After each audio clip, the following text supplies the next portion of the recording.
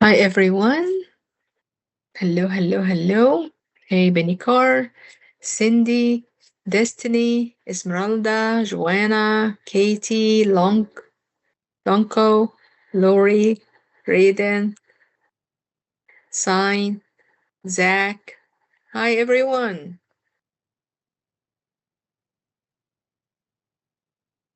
Good? Hello, hello. Zach. Hello. Hello. Hi everyone. Good? I'm looking at today's exam scores. They are very good. And there is some we need to work more, guys. We need to work together more. If you don't like today's exam score, let's meet. Let's make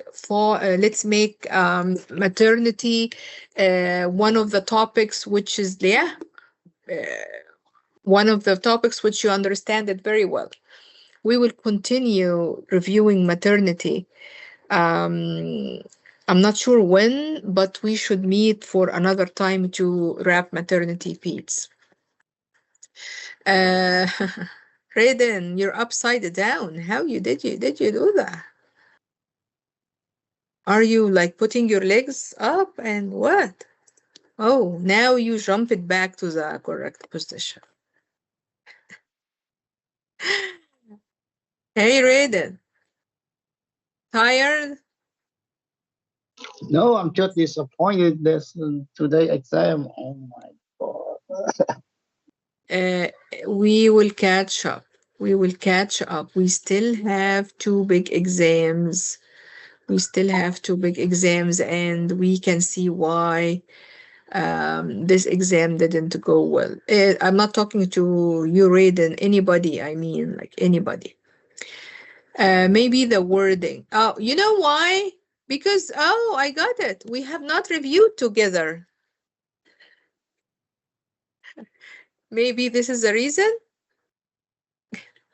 Say yes. Yes, Say yes. yes, Yes. Yeah. yes. Right? No, no, no. You did great and you are doing great. But okay, let's visit maternity together again. We need to literally do well in maternity, especially maternity final. We need to be ready for that. Okay, let's do form. Okay, let's do form. Let's get ready for tomorrow. Tomorrow, form will be a B9. It is benign exam. Benign means it is mostly your knowledge about medication. If you know the medication, we should be good. And medications are the high yield ones. I tried my best to put them for you to study. I wanted to make sure you understand how the questions will be tomorrow.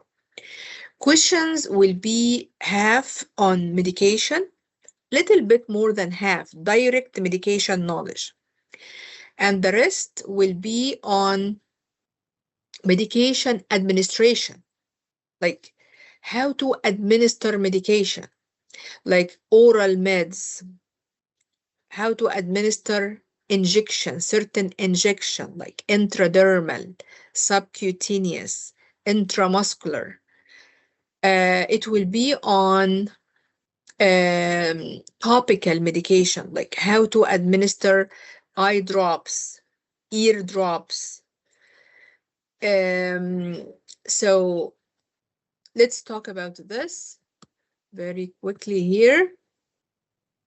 And then, so our session today will be two parts. Part, I will give you idea how the questions will be presented.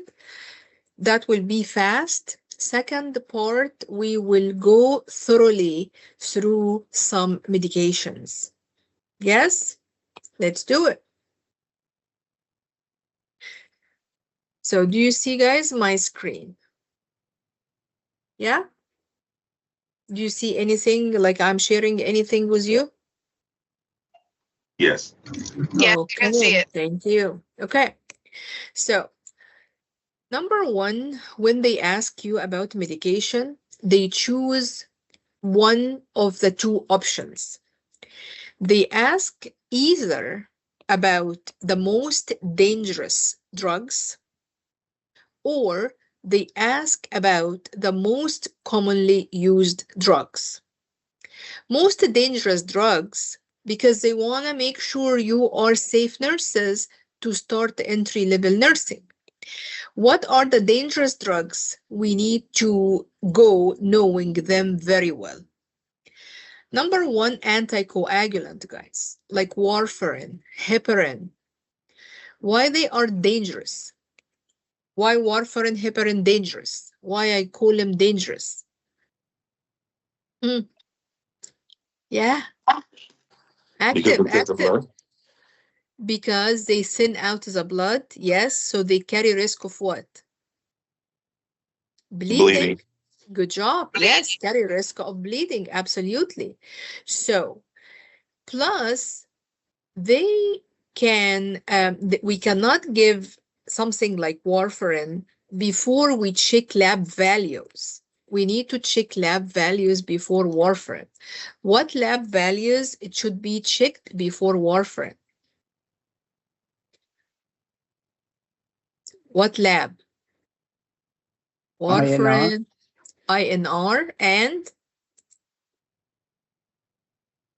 PT. INR and PT. Yes, these two need to be checked before warfarin. What is INR? What INR we look for? What INR? What number we look for? 2 to 3. Normal INR, if the patient taking warfarin, 2 to 3, like this, 2 to 3. What is going on? So if the INR is higher or lower, we need to hold on the medication. Because if the INR higher than 3, what risk? Toxicity. What warfarin toxicity might cause? Good job. What warfarin toxicity cause? High level of warfarin cause blood. Yes, Katie. Katie said bleeding. Yes.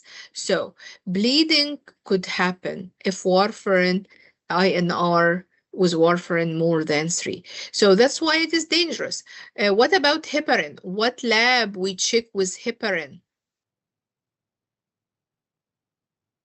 What lab? Yes, you may chat. What lab we check with heparin?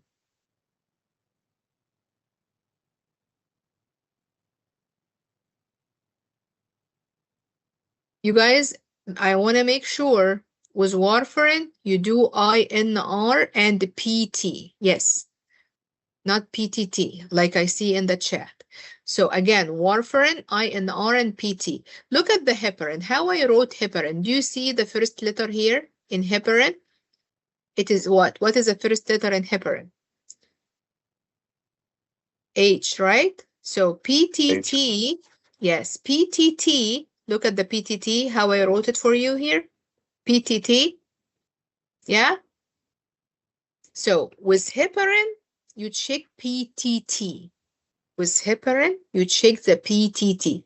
I meant to put the PTT, like I put the two T's together to look like H. So remember, heparin, you need to check PTT. Again, if the PTT is high, you will do stop heparin because that will be risk of bleeding.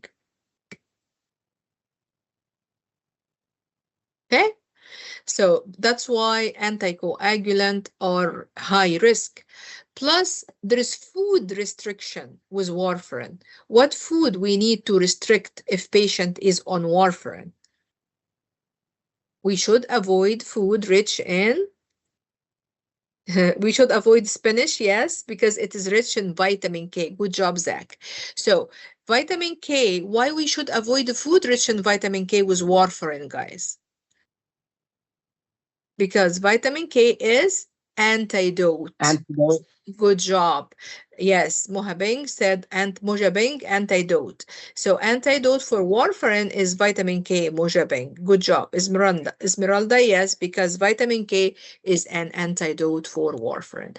That's why they are dangerous. Even the food, we need to be careful. We need to check lab before this medication because there is risk of bleeding. Also, antihypertensive guys are very important. Cardiac meds. If we talk about antihypertensive, if we talk about ACE as example, ACE inhibitors, this is antihypertensive, very high yield medication. Give me a common ending for ACE. ACE inhibitors. ACE inhibitors. What is a common ending? Prel. Good job, Katie. Prel, right? Like lisinoprel. Enalapril. Anything with pril at the end. Good job, Cindy. This is ACE inhibitor. I want you to look at the A, at the C, at the E. I will teach you a very easy mnemonic to remember the side effect and adverse effect of ACE inhibitors. Look at the 3 letters. A for angioedema. C for cough. E for elevated potassium. So the A, the C, the E. The ACE inhibitors, guys, they cause these 3 problems. Like somebody taking lisinopril, we expect a dry cough. It's a side effect of lisinopril. A for angioedema. What is angioedema? Yes, what is angioedema? That's a swelling in your face. Exactly, Damien. This is a swelling in your face, which is like this. Let me show you a picture. Swelling around the eye, swelling around the lips, swelling in the soft tissue of the face, like this condition. Look at this image. This swelling is dangerous because that might cause swelling in the soft tissue inside the throat that might block the airway. So angioedema. Do you see the picture here? So angioedema, A for angioedema, C for cough, E for elevated potassium. And the common ending of ACE inhibitor is a prel, like lisinopril, enalapril. Yes? And this is antihypertensive medication. So back to this, the most commonly used, the most dangerous ones like anticoagulant, antihypertensive, digoxin, guys. Digoxin is so important because digoxin could be toxic very easily. Why? Digoxin could be easily toxic. What is the reason? Because it has narrow what? Narrow therapeutic index. Like digoxin work very well between 2 numbers, between 0.5 to 1.5. So it is just 1 digit, like 0.5 to 1.5, it is just 1. So it means it is safe between these 2 numbers. More than 1.5, digoxin will be toxic, so it is highly toxic. So you need to be ready with digoxin toxicity. What is the first sign of or symptom of digoxin toxicity? Your patient complain of what? Digoxin toxicity, first sign. Tinnitus? Digoxin, you're close, Esmeralda, but digoxin, it doesn't cause tinnitus. Tinnitus is ringing in the ear, right? You're close, but it is not the ear, it is the eye. Noemi put the right one, visual disturbance. But again, it is not the first. The first, like Claire said vomiting. Zach said nausea. Good job. This is the answer I want to hear. The first signs of digoxin toxicity, let's go with Claire and Zach.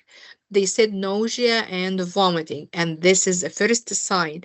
Patient will come complaining of, I don't have appetite, like anorexia. Anorexia, no appetite. Then they will do nausea, vomiting, maybe GI disturbance like diarrhea. So GI is first sign of digoxin toxicity. Then, like Noemi said, visual disturbance. They will start to see yellow halos around the light. At the end, it will go to confusion, bradycardia, which is very low pulse. It goes with digoxin toxicity. Okay. What medication might increase the risk of digoxin toxicity? What medication, guys? What could increase the risk of digoxin toxicity?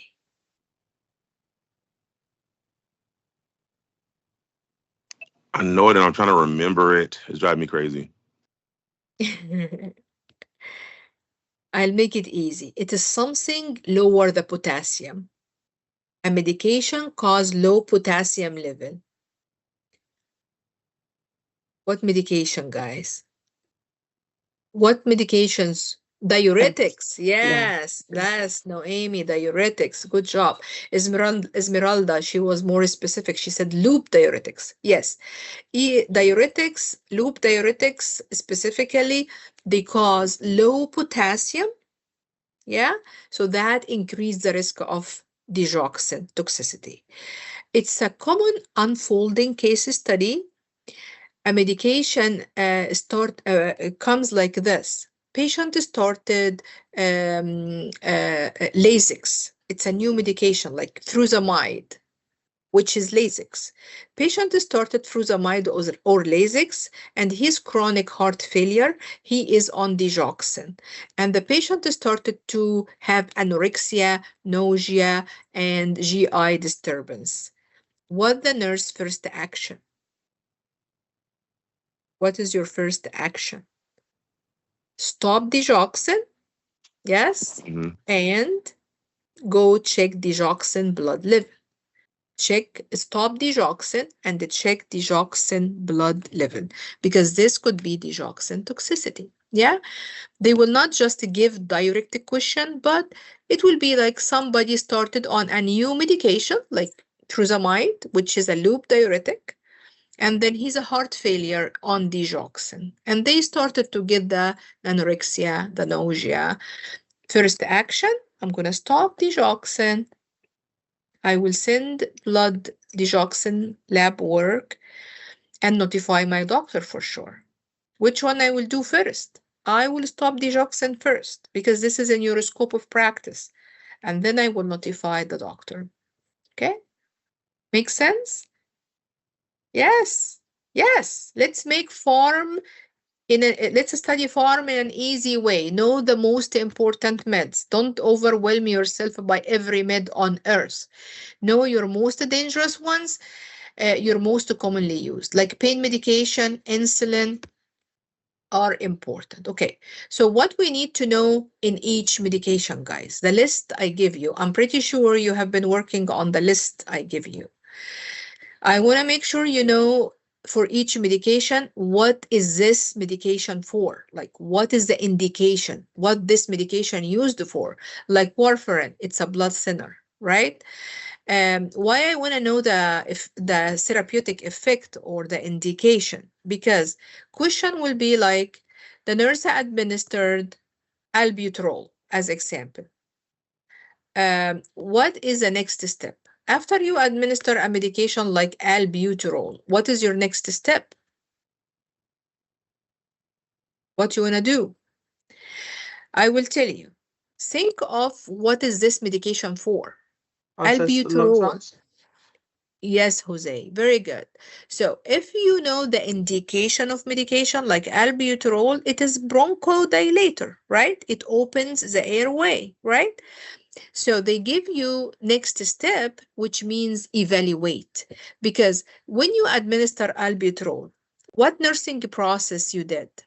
Is it assessment or diagnosis or intervention or evaluation? What nursing step you did when you administer a medication? Intervention. Intervention, yes. So after intervention, per at pi, after intervention, what is the second step or next step? Evaluate. Evaluate, yes. So after you administer medication, next step is to evaluate. You will get questions like this. Nurse administered this medication. What is your next step? I will evaluate the effect of medication. If this medication is bronchodilator, I will listen to the lung sound. If this medication is hypertensive, I will check the blood pressure. Yeah? Okay, so we need to know the effect of the medication to answer evaluation questions. You want to know the side effect of the medication and the adverse effect, because how they will ask you questions. They will ask what the nurse need to monitor.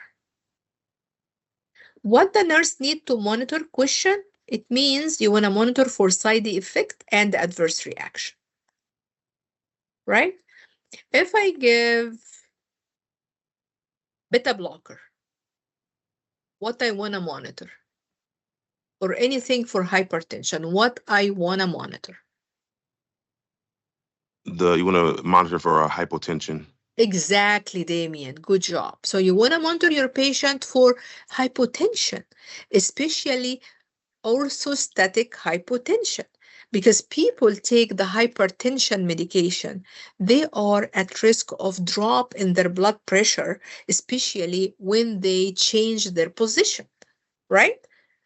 So I want to monitor hypotension. So when they ask about what the nurse need to monitor, you want to monitor for adverse reaction or side effect. So look for the wording, like what they ask you. So you want to monitor for side effect or adverse effect.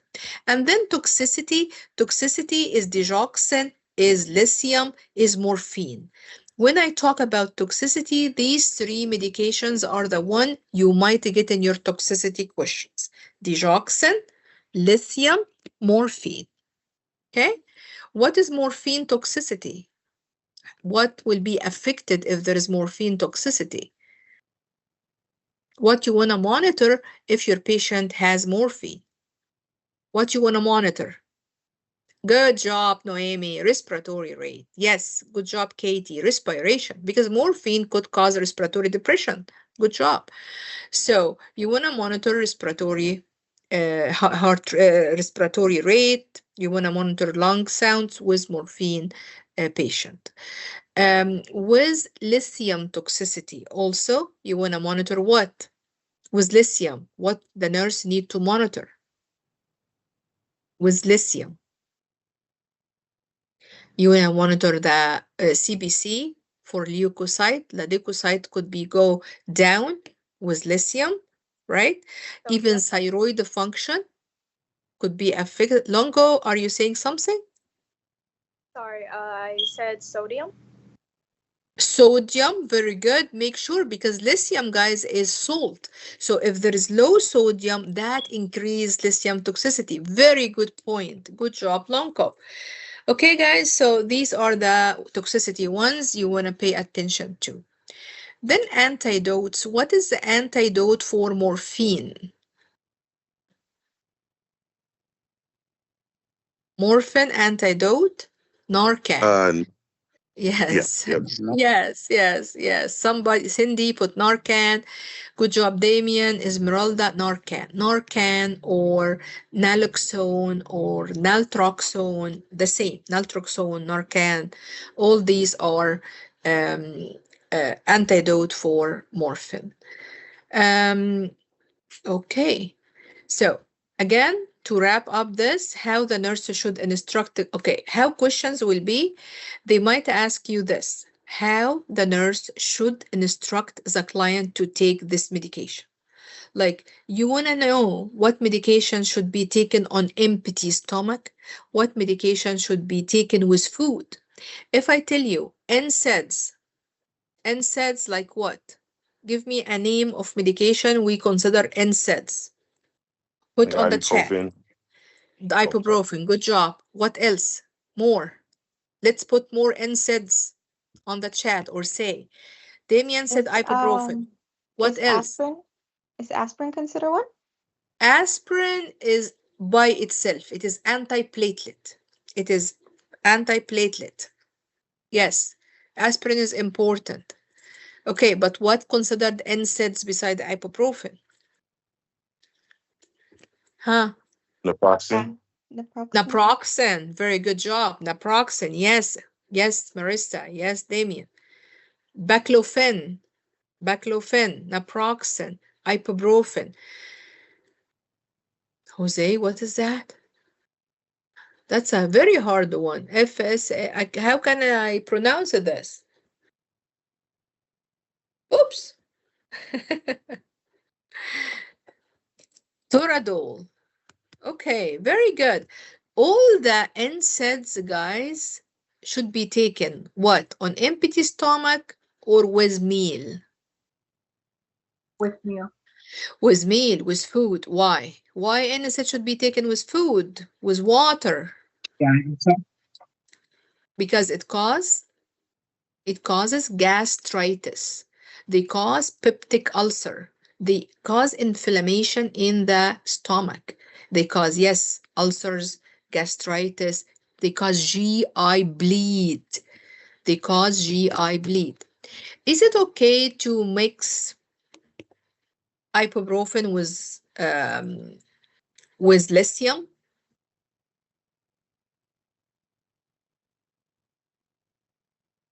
Can they take ibuprofen and lithium?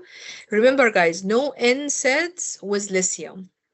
Lithium, it's an anti-psychotic med. Lithium is a mood stabilizer. Sorry, it's a mood stabilizer. Don't give NSAIDs with lithium because they interact together. Also, remember, the nurse instructs the client to avoid taking what medication with alcohol. What medication shouldn't be taken, or what? I shouldn't say it this way. I should say avoid alcohol with what medication? Is it like psych meds? Would that be one of them? Yes, yes. And antidepressant, yes. And benzos, benzodiazepines, CNS depressant. I like Moja Beng answer and Katie. CNS depressant like benzodiazepines. No alcohol with them. Also, no alcohol with this antibiotic. Let me write it down. No alcohol with this. Metronidazole. This is antibiotic for GI infection.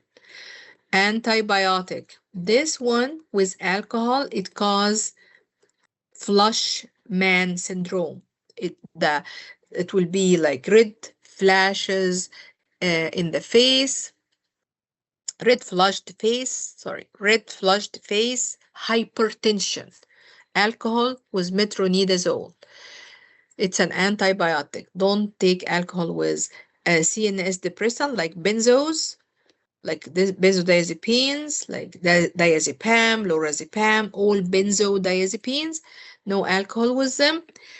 Plus no alcohol with this medication because it causes red man syndrome. Red man syndrome.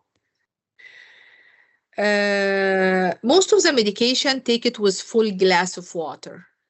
Yeah. The nurse need to instruct patient to take medication with full glass of water. Could be simply an answer of the question. Also remember iron. You need to take vitamin C with iron. You need to take vitamin D with calcium. Okay, because the vitamin C help to absorb iron. Vitamin D help to absorb calcium. Tetracycline, guys, this is antibiotic. No milk with tetracycline. No milk. Why no milk? Tetracycline, like anything with cycline at the end, remember this, it is antibiotic. Tetracycline specifically, don't take it with milk because tetracycline work better with acidic environment.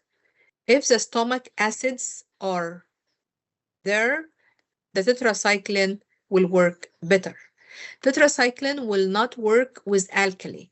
And the milk is what? Is milk alkali or acid?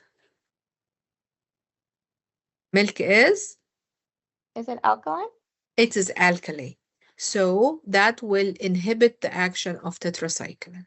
So also, can we take antacids with tetracycline?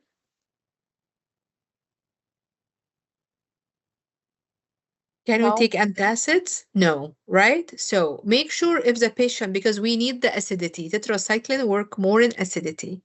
So if the patient took their antacids like omeprazole or Tums for the heartburn, they need to wait at least 2 to 3 hours before they take tetracycline. So remember, no milk with tetracycline. Okay, so questions will be like this. Then safety of medication administration, they ask about dosage calculation. You will have some dosage calculation questions. Review the types of injection, intramuscular, intradermal, subcutaneous. If we talk about subcutaneous, what is the needle, the angle of the needle if you're going subcutaneous? Like this is a skin and the needle is here. Okay, so what angle for subcutaneous medication administration? 45, Esmeralda. 45. If 45 is not in the options, choose 90. Because sometimes if you're going to give subcutaneous and there is a big pad of fat, like the belly, in the lower part of the belly, there is fat, you might go 90 and it's still safe. But if there is no option of 45, go 90 degree. Sometimes they don't say 90, they say put the needle perpendicular. Perpendicular means 90 degree. Yes, 90 degree, I know it is intramuscular, but also sometimes we do it with subcutaneous if it is in the lower abdomen. What medication we give it subcutaneous, guys? Give me 2 meds, we give it subcutaneous. Number 1, 2 meds, subcutaneous. Insulin, very good. Heparin, very good. Insulin and heparin, wonderful job, guys. Great job. Insulin and heparin, it is both subcutaneous.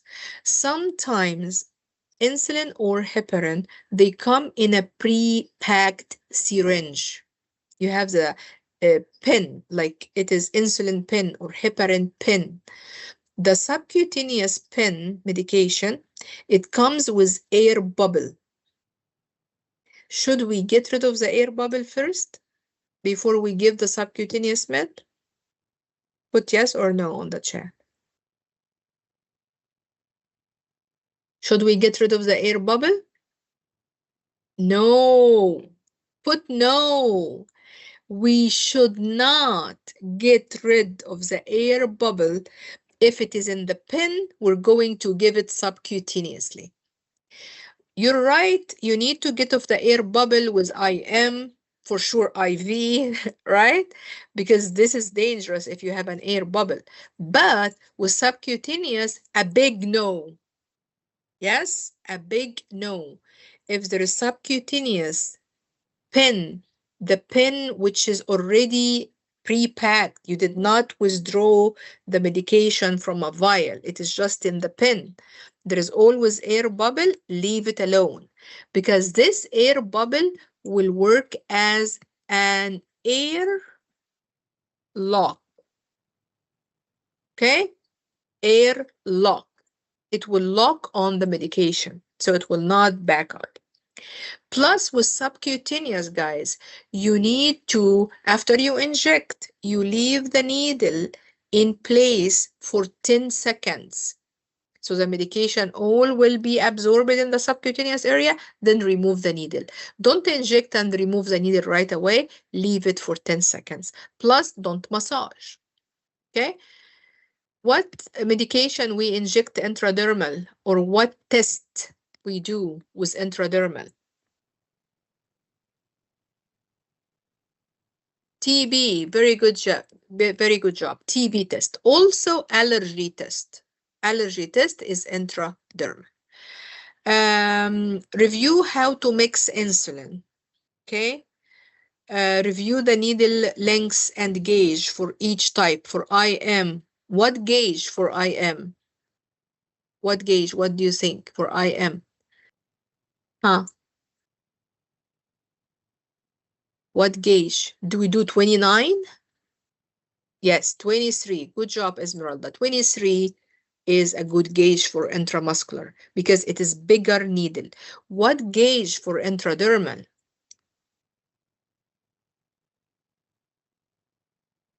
No, 29. The bigger the number, the smaller the needle. If I say 29, it means very small needle, very thin. The diameter is very thin. Like intradermal, like the TB, it's a very thin needle.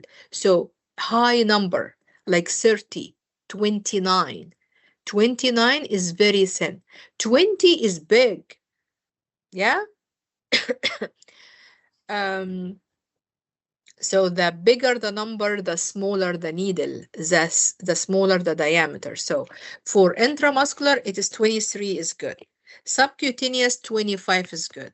Intradermal, not 29 or 30 is good. 20 is very big, Esmeralda. 20 is very huge diameter. Okay. How to mix insulin, guys? If you have regular insulin and INH.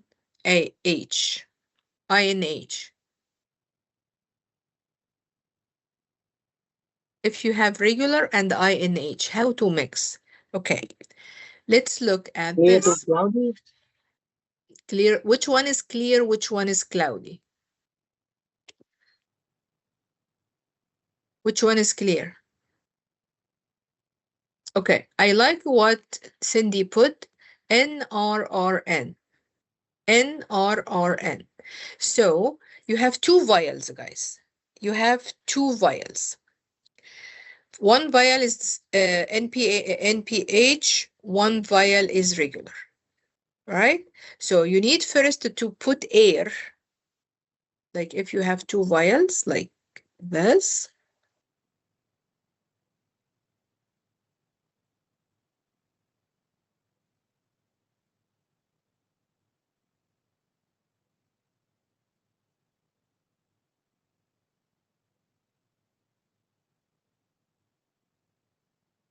Look at this here, this one.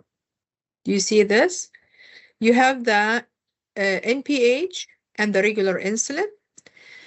You inject air first in the NPH, then inject in regular insulin. Then you withdraw from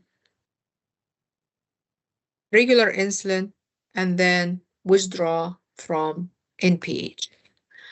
I go with a mnemonic, maybe some of you heard it before from me. It is Nicole. Nicole Richie. Nicole Richie. Who's Nicole Richie? Who's Nicole Richie? Is she RN? Nicole Richie? Is she an RN? What she does?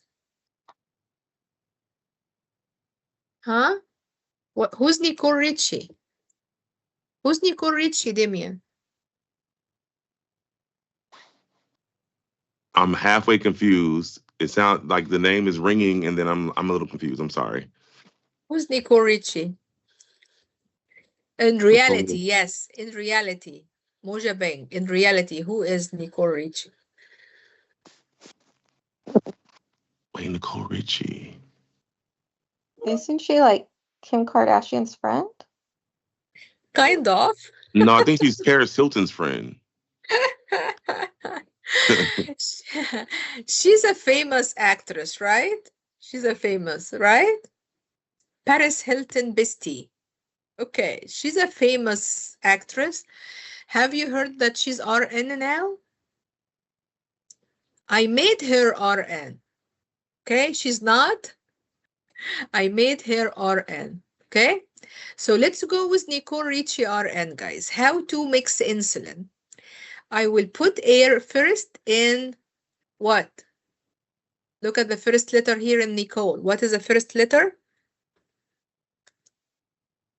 N. So I will put air in the NPH. Then I will inject air in the regular insulin. Then I will withdraw from the regular, then will withdraw from the NPH. Make sense? Yeah? Lionel Richie. Okay, so you guys know very well how to make sense. Okay? We're here. Then NG tube administration, medication administration via NG tube. Can I crush enteric coated tablet? No. Can I? No. Can I crush extended release for No. NGN? No. Okay. How to administer NGN medication? Nasogastric medication. How I administer nasogastric? I will flush first with 30 ml. Okay. Then I will give the first medication.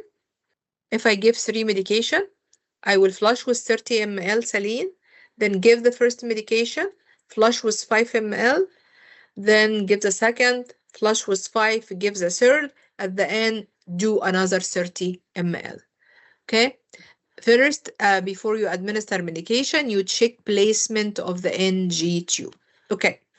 If you have a patient with blood transfusion, to minimize the blood transfusion reaction, what medication you want to give to minimize blood transfusion reaction? Before you start the blood transfusion, before the RN start a blood transfusion, what medication you will administer to your patient to minimize the blood transfusion reaction? Send me on the chat. Yes. What medication I'm going to give to minimize the blood transfusion reaction? Benadryl, yes, Destiny, Benadryl, Mojabeng, Benadryl, very good. Benadryl, guys, it is antihistamine, and the other name of Benadryl, the one you see here on the slide, it is diphenhydramine. Diphenhydramine. So if you don't see the name Benadryl, know the diphenhydramine. It is the same. It's an antihistamine we give before blood transfusion to minimize the blood transfusion reaction. To give medication like ferrous sulfate, which is iron, the best way to give it is with a straw. If this medication is liquid, you give it with a straw because it stains teeth. Okay. So this medication also, like nystatin, itraconazole. Remember, this is for tinea capitis. So remember the medication administration. You will get dosage calculation. Yeah. So this is an overall idea about what kind of questions you will get. Now, let's review the list of the medications here. Okay, do you see this? Do you see the Word doc, this one? Yes. Okay, so this one, first anticoagulant, we learned that earlier, or we reviewed earlier. It helps to prevent blood clotting, helps to prevent thrombus. Like we give it for patients, like what patient you expect they will be taking warfarin? What patients? Background. Which one, Mojabek? Patient with DVT, patient with a stroke, yes, good job. Patient with pulmonary embolism, patient with AFib, because AFib put patient at risk of stroke. Yeah? Then this medication, you want to monitor the INR, because INR, it could be more than 3. If more than 3, you want to stop the medication. Also, you want to monitor the PT, so INR and PT. Avoid food rich in vitamin K, because vitamin K is antidote. And monitor for what I want to monitor. If I have patient taking warfarin, what the nurse should monitor?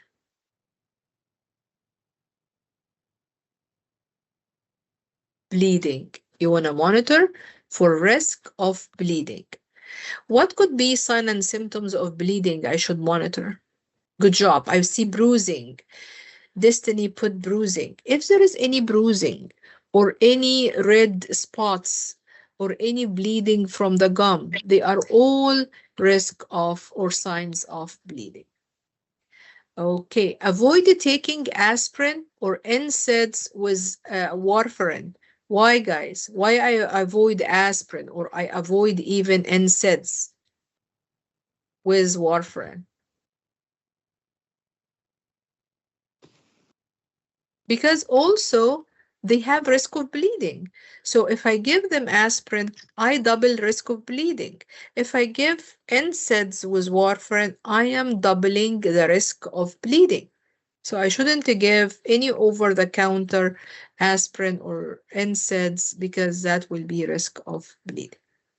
Okay, guys, then let's talk about antibiotic. Please pay attention to tetracycline. Tetracycline is antibiotic. It's a broad spectrum. You want to take it on empty stomach, avoid the milk, avoid calcium, avoid antacids with tetracycline. Tetracycline has adverse reaction, which it causes gray teeth. It causes tooth discoloration. So tetracycline causes tooth discoloration. Also, tetracycline causes photosensitivity.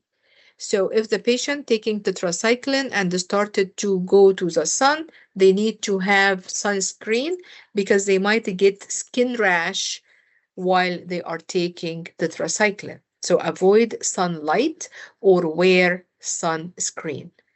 Tetracycline should be avoided in pregnant women and children. It is not good for children or even pregnant women, because she has a fetus inside, right?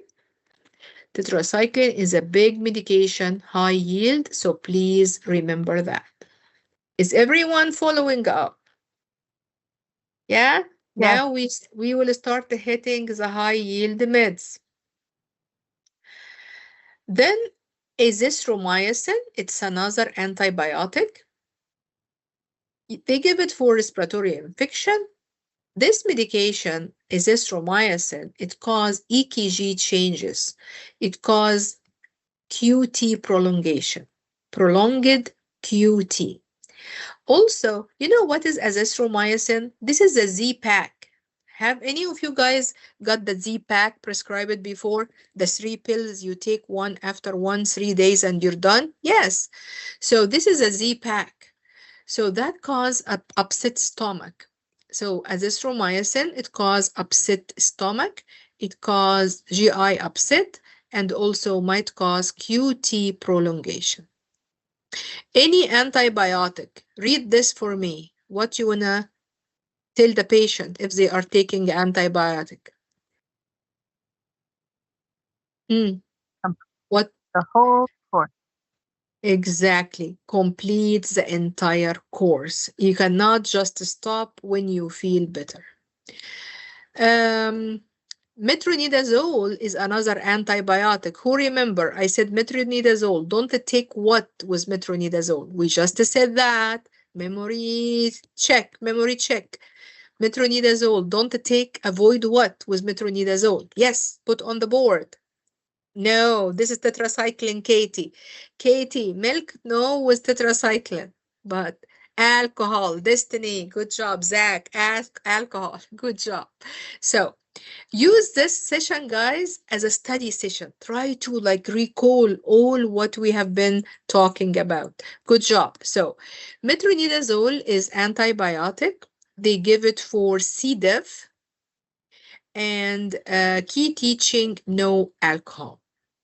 No alcohol with metronidazole because it causes certain reaction. We call it disulfiram reaction, which is if they take alcohol with metronidazole, they will start to have high blood pressure, flushed face, nausea, and vomiting.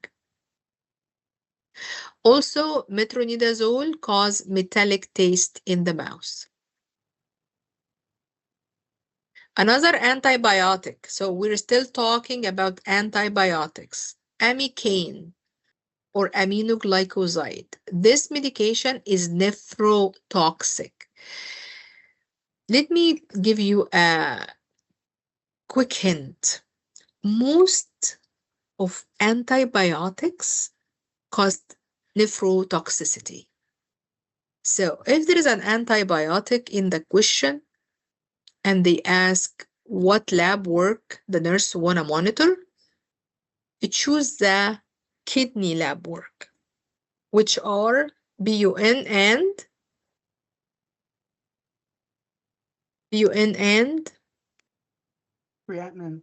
creatinine.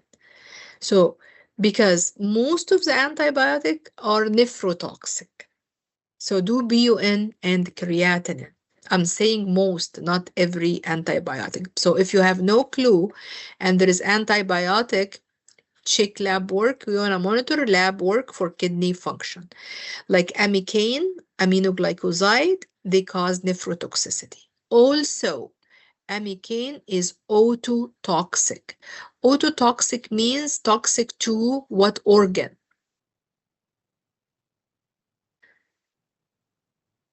Ears. Very good. Give me another medication toxic to the ear. It causes tinnitus. Another medication. It is over the counter, but it causes ear toxicity. Aspirin. Good job, Esmeralda. Aspirin. Aspirin is ototoxic. It causes ear toxicity. Okay. Also, amikane. It is ototoxic and nephrotoxic. Very few meds to be ototoxic. Yes, not every, you don't see ototoxicity in many medication. And this is what HISI and the NCLEX also, they want to ask about. They wanted to ask about something with unique side effect or adverse reaction, like ototoxicity, like aspirin, like amikane. What medication cause photosensitivity? Yes, something like unique. So check BUN and the creatinine urine output if the patient taking amikane or the amikacin or aminoglycoside. This is the class because it is nephrotoxic. Then anticonvulsant, carbamazepine. You guys, all these medications are in the list I give you. Yeah, so you have the list. Yes? Are you looking at the list while we're talking? So you can add, because I give you paper copy. Are you looking at this paper copy and are you adding notes? Or, yeah? No? I'm adding those to my flashcards. Your own flashcards? Okay. Okay, flashcards, if you have your flashcards or if the one I give you, yeah. Then anticonvulsant, guys, like carbamazepine is anticonvulsant for seizures. Adverse reaction, it causes anemias, aplastic anemia, agranulocytosis. So this is all blood in the blood. So you monitor CBC. Also, you monitor liver function with carbamazepine. Carbamazepine, this is anticonvulsant. Oxycodone. Oxycodone, it is opioid analgesic. Yes. Adverse reaction, respiratory depression. Yes. Also, oxycodone cause constipation. We know that opioid analgesic, they cause constipation. So we need to ask for laxative prescription for this patient. Monitor respiratory function. They also might cause urine retention. Antidote is naloxone, Narcan, naltrexone. Same for morphine. Also, remember morphine, they give morphine for pain for sure, and for MI, like heart attack. They give morphine. The same like codeine, morphine cause respiratory depression, they cause hypotension, they cause constipation. And same antidote, morphine and codeine. Antidote is naloxone or naltrexone or Narcan. Okay. Is everyone following up? Is the pace okay with you guys? Yeah? If yes, say yes, yes. Thank Good you. pace. Good. Okay. Then sedatives or hypnotics. Sometimes we want to make the patient sleep, right? This is zolpidem, one of these medications. They give it for insomnia, like they cannot sleep. So any medication to cause sleep, they need to take it right before bed. And sometimes they cause sleepwalking behavior, sleepwalking with this medication. Okay, diazepam, it is sedative also. Diazepam, which is Valium, it's a benzodiazepine, the class. And they use it for diazepam, benzodiazepines, they use them for anxiety, so they are anti-anxiety, anti-epilepsy, help with seizures, help with muscle spasm, and sedative. In the same time, they are sedative. Benzodiazepines, they end with PAM or LAM, like diazepam is one of them. Alprazolam. So PAM or LAM at the end, they are benzodiazepines, which are sedatives and also used for convulsion and anxiety. They suppress the brain. Sedative means suppress the brain. Anything suppress the brain that cause respiratory depression. So monitor respiratory depression with this medication. Take it before bed because it causes sedation. Don't operate a machine if you're taking them. Cardiovascular drugs, remember digoxin. It's a cardiovascular med. It used for heart failure, used for AFib. Remember the therapeutic level is very narrow. It is 0.5 to 1.5 or 2. More than 2 is toxic. Toxicity sign early will be GI, like anorexia, nausea, vomiting, as we said earlier. Then it will cause yellow halos around the light, bradycardia. And what medication might increase digoxin toxicity? Loop diuretic. Diuretic. Yes, the loop diuretic. The loop diuretic. Very good. Because it causes hypokalemia. Low potassium, increased digoxin toxicity. Remember the thiazide diuretic, like hydrochlorothiazide. Also, not only the loop cause hypokalemia, also thiazide cause hypokalemia. So also thiazide should not be taken or given carefully to patient taking digoxin. Anything cause low potassium, like loop diuretic or thiazide diuretic, you want to be careful to mix it with digoxin because hypokalemia increases digoxin toxicity. Any diuretic, guys, it causes low blood pressure, right? So again, it might cause dizziness. It might cause orthostatic hypotension. Diuretics should be taken morning or evening. What do you think? Morning. Diuretics, morning, yes. Okay, another med, statin. What is the purpose for a statin? What is a statin indicated for? Simvastatin. What class?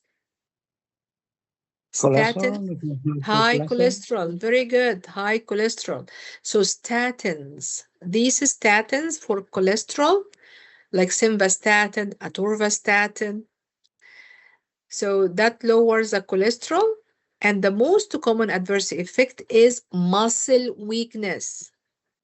Should I make it big? Do you see it? Do you see the muscle weakness here? Yes? Sometimes they break down the muscle. If the muscle is broken down, your muscles will be broken down. There is something will be released from the muscle called myoglobin. This myoglobin could go to the kidney and cause kidney damage. So kidney damage could happen when the muscle breakdown happened with the statins. And the muscle breakdown called rhabdomyolysis. Rhabdomyolysis. This is when the muscle get broken down because of the statins. This medication, simvastatin. Yes, I'm trying to make it bigger, guys, for you. So, yeah. So statins cause muscle weakness. If the muscle got broken down, we call it rhabdomyolysis. That will cause kidney damage. So you want to monitor the CK, the creatine kinase, if it is increased in muscle breakdown. Also check kidney function. Monitor kidney function because this could cause kidney damage. Statins also affect liver. So two things with statin. Statin cause muscle weakness and cause liver damage. So we need to check liver enzymes if the patient taking statins. Yes? So if the patient taking statins, the one for high cholesterol, two things, muscle weakness, myopathy, we call it myopathy, muscle weakness, and monitor liver function. If the patient ignore there is muscle weakness or muscle pain, muscle breakdown will happen. And this is called rhabdomyolysis, and that could damage the kidney. Got this? Got this? Yes or no? Yeah. Yeah. Yes, okay. Then medication for diabetes, glipizide. Yes, glipizide, it's a sulfonylurea medication, and that lower the blood glucose level. This is a medication might cause drop in the blood sugar because it stimulates the pancreas to produce insulin. So that cause risk of hypoglycemia. So if your patient taking glipizide, which is sulfonylurea, which is for high blood sugar, monitor your patient for hypoglycemia. There is risk of hypoglycemia. Okay? Give me another medication, guys, used for high blood sugar, treatment of diabetes. Oral medication. What is other oral med we give for diabetes? Metformin. Very good job. Metformin. I love you guys. Good job. Metformin, it doesn't cause hypoglycemia.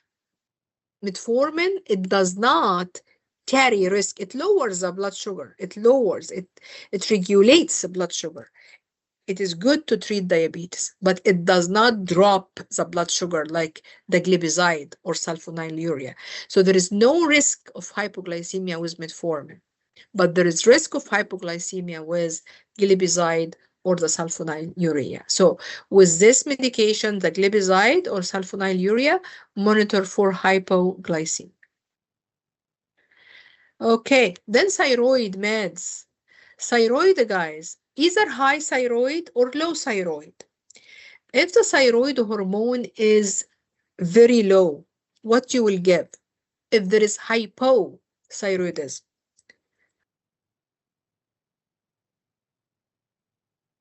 what you will give? You guys, how I know that you are still there? How I know if all the cameras are like closed? Okay, levothyroxine or Synthroid. Synthroid. Good job. So this is a treatment of low thyroid. If there is high thyroid, what medications? There are two medications with high thyroid. What are the two medications to treat hyper?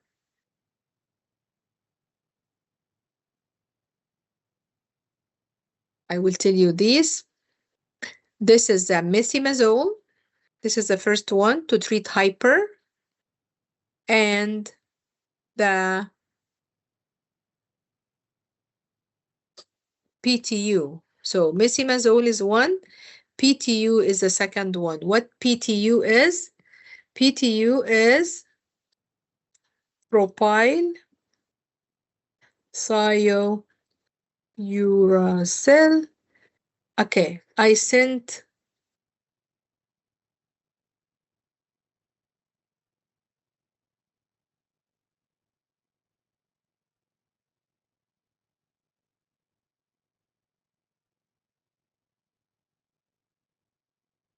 okay, guys. So this is a PTU. PTU. This is to treat what? Hyperthyroid. Hyperthyroidism. If the thyroid hormone is high, we give propyl thiouracil, which is PTU, or the other one is the methimazole. So these two medications to treat hyperthyroid. What is the side adverse reaction? Agranulocytosis. This is problem with the white blood cell count.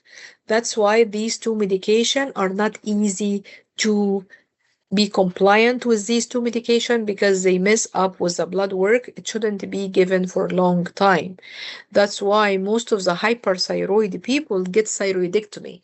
They remove their thyroid gland because these two meds cause serious adverse effect, which is agranulocytosis. Also, they are dangerous if she's pregnant. Okay, so remember levothyroxine or Synthroid if there is hypo, but the other two, which is PTU and methimazole for hyper. Now, when should we give the levothyroxine? Morning or night?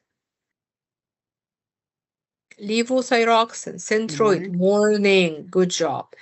Empty stomach or after breakfast? After breakfast. Empty stomach. Empty stomach. Empty stomach, no food. Don't take it with anything, just empty stomach. Most of people, they take the Synthroid for life. They don't stop it because once it is hypo, it is hypo. Okay. Remember iron supplement? Remember, take it with orange juice or vitamin C. We said that. Iron, guys, cause constipation and dark stool. The stool is literally black. Yeah, the stool is black, literally. It's not bleeding. It's not black tarry. Iron might cause black stool. That is normal, right? Also, iron might cause constipation. Okay, then this one, Neupogen, Filgrastim. This medication, they give it for people who has low white blood count. Okay, what is the risk of somebody to have like low white blood cell count? If the white blood cells are low, what risk could be on the patient? I mean, just infection, right? Infection. Yes, yes. So infection. So we want to give a medication to increase the white blood cell count. What is neutrophil? Neutrophil is one of the white blood cells, right? So this is a medication called filgrastim or Nepogen. This is to increase the neutrophil production or white blood cell production. This medication, it causes bone pain. Simply why it causes bone pain? Because what part of your body produce the blood cells? Your What bone marrow. part? The bone marrow. Good job. So they work on the bone marrow, so that cause bone pain. So the filgrastim, this is bone pain. Some GI drugs, dicyclamine, this is for irritable bowel syndrome. Bisacodyl, this is laxative for constipation, so know the names. This medication should not be crushed. Bisacodyl, don't crush. Sucralfate, this is for peptic ulcer. Sucralfate, I call it the stomach ulcer band-aid, because sucralfate, once you swallow it, once the patient take this medication, sucralfate, it goes down esophagus, down the stomach, and then it will find the ulcer in the stomach and cover it. So it's like a band-aid on the ulcer to promote healing. If you have a cut in your skin, why we put band-aid? To protect the cut, so the cut will heal, right? So sucralfate is the same. This is the band-aid. It's a medication. You swallow, it will go like cover the ulcer, so that will promote healing. With that being said, what do you think? Should we give sucralfate on empty stomach or on full stomach? Empty. Empty. Yes, Lonko. Yes, Katie. Because it has to find the ulcer. If there is full stomach, the food cover the ulcer. You wanted the medication, go right, cover the ulcer right away. So sucralfate 8 band-aid to promote healing. Take it on empty stomach 2 hours before meal. Another GI medication, ondansetron. Ondansetron, this is for nausea and vomiting. This is the Zofran. Zofran, guys, it causes dizziness. It causes prolonged QT interval. QT, this is in the EKG. Okay. Respiratory medications for cough suppressant. There is dextromethorphan with codeine to suppress cough. Make sure it causes sedation, so make sure the patient take it at night. Since it has codeine, you need to check respiratory function. Then this one, what is this medication for? Montelukast. Yeah. For asthma. Asthma. Do we give it for acute asthma attack? No, it's for mostly prevention. Exactly. This is for prevention, Jose, to prevent recurrent asthma attack. So this is for maintenance, asthma maintenance, not for the acute attack. But for emergency medication, for emergency asthma medication, this is the albuterol. Albuterol for it causes rapid bronchodilation. Yes? Then eye meds, eye drugs. This is called timolol for glaucoma. What happened in glaucoma, guys? What problem happened in glaucoma? Patient with glaucoma has what problem in their eyes? Increased pressure. Good job. Increase eye pressure. Increase the eye pressure. Mojabeng means hole. You might means there is like the drainage. There is a system. It has like, you're right. There is some drainage holes to drain the aqueous humor, the fluid in the eye. We call it aqueous humor. So this timolol, it treats the glaucoma because it decreases the aqueous humor. Aqueous humor is the fluid inside the eye. So it makes the fluid drain into the holes, so the fluid will not accumulate inside the eye, so that will not be increased in the pressure. So timolol for glaucoma, it works by decrease the aqueous humor. Also, pilocarpine is an eye medication. This is cause it treats glaucoma. How it treats glaucoma? By constricting the pupil. Because if the pupil is constricted, that will open the holes also. That will open the holes so the fluid can drain. So know these two meds. The first one is timolol. Timolol is to treat glaucoma. Second one is pilocarpine, also to treat glaucoma. One of them treat glaucoma by decrease the aqueous humor. Pilocarpine constrict the pupil so the fluid can drain into the holes. Okay. Bone, musculoskeletal. Alendronate medication. Osteoporosis. Osteoporosis is weak bone or sponge bone. The bone is so spongy, it is so weak, decrease in the bone density. So what medication help with osteoporosis?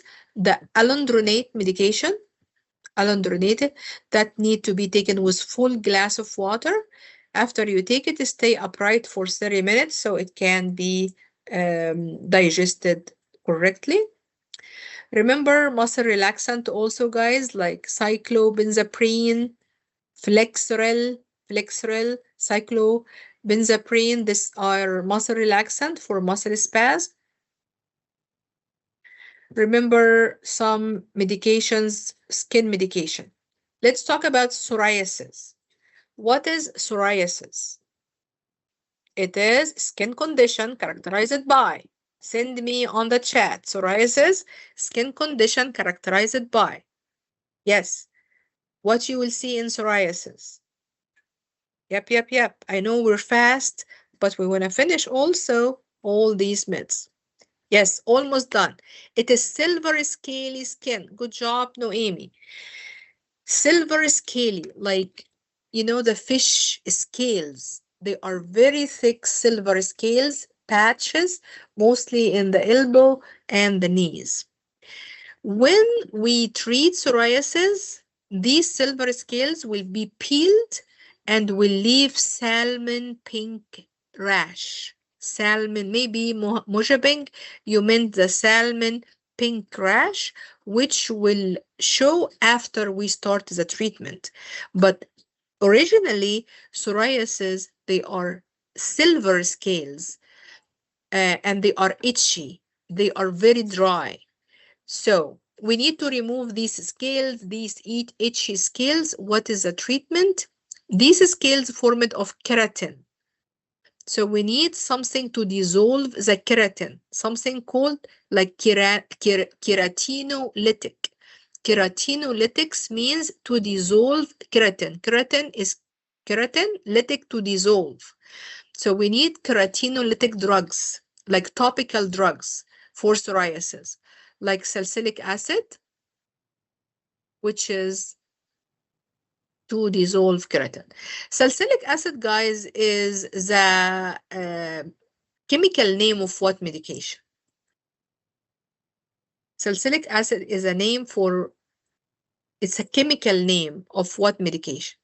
What medication is salicylic acid? Yes, who will give me this?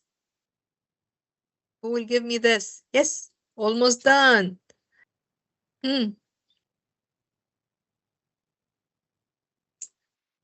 Aspirin. Whoa. Aspirin, guys. Aspirin. So aspirin is is salicylic acid. Yes. Do we have salicylic acid topical cream? Yes, there is salicylic acid cream. It is keratinolytic and it treats psoriasis. So the actual name of aspirin, it is salicylic acid. PsychMed, guys, TCA, amitriptyline. It is cardiotoxic. Lithium, very important. It is for mood stabilizer. Remember, this is the toxic level. More than 2 is toxic. Lithium causes tremor, confusion. This one, oxybutynin. It is in your list. Remember this medication. This medication, it is antispasmodic for people with urinary issues, like somebody with incontinence.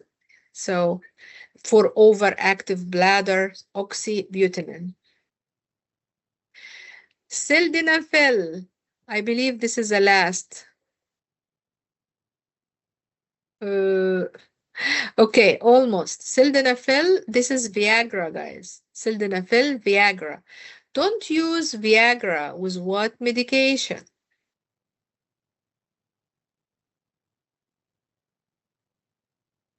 Good job, Noemi. Nitroglycerin. Don't use it with dinitra. Like people with angina, we give some sublingual dinitra, nitroglycerin, right? We should not have the patient taking Viagra same time with nitroglycerin because both of them cause vasodilation. What vasodilation could cause? What vasodilation could cause? Drop in the blood pressure. Good job, Raiden. Hypotension. So patient with Viagra should not take dinitra. They shouldn't be taken together because that will cause sudden drop in the blood pressure. Never. So sildenafil is a Viagra. Sildenafil. This is for erectile dysfunction. Critical teaching. Never combine with nitrate. Both will cause hypotension.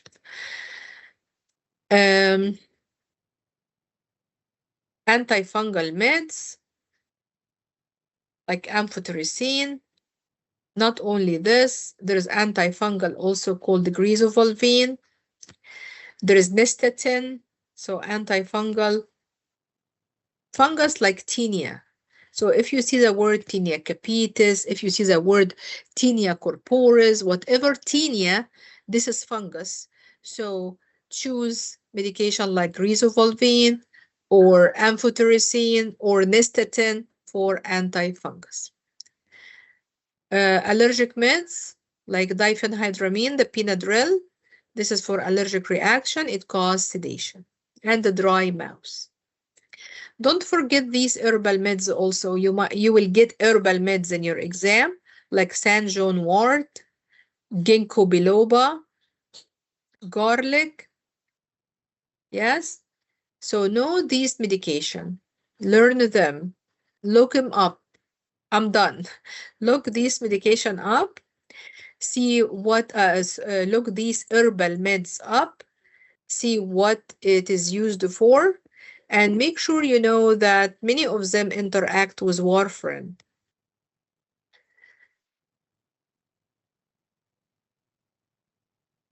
Okay. So these medications frequently happening in exams. Make sure you know them very well. Yeah, these medications. I'm showing the medications again. Commonly happening in exams. Yeah, we mentioned them all. Yes. More meds. We discussed them all actually. Okay. So again, your exam will be mix of medication administration, safety. It could be simple question like how to administer eardrops.